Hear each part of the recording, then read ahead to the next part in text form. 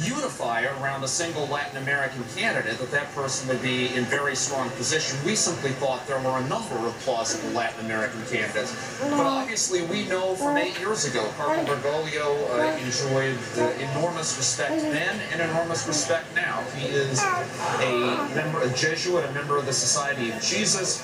What are they putting out now, John?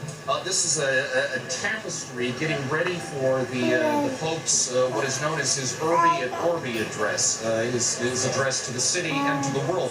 This is the papal tapestry, Chris, because now there is once again a Pope of the Catholic Church. Right. Now, for those of you who are trying to figure out what this will mean before the Pope comes out himself, we believe he finished second in the last conclave, which means he has tremendous respect. He's a very simple man.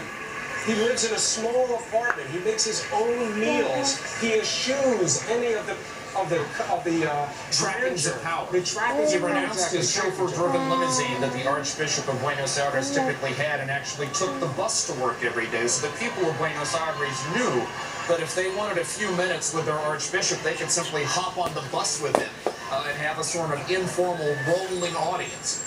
So he was born December 17th, 1936 in Buenos Aires. That makes him, 76 years old? That's right.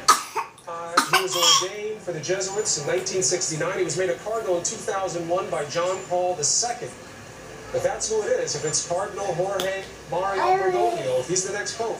Chris, if you remember last week in New York, I said to you, the second person last time got 40 votes supposedly, according to accounts of this cardinal's diary. Why is no one talking about him?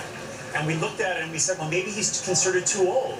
But I guess if this is the case, he was not considered too old. Well, it just goes to show you how so many of the factors we often trot out in terms of the handicapping of the papal sweepstakes, things like nationality and age and whether they come from the Vatican or whether they come from the diocese, often are secondary. I think those 115 voters, the members of the college, wanted to elect the man they believed brought the right qualities, and they believe they found that man in Cardinal Jorge Mario Bergoglio, who becomes the first non-European pope in the history of the Catholic Church. Very important. The New World. Very important because it shows the Catholic Church expansion around the world. South America has the most Catholics of any place in the world.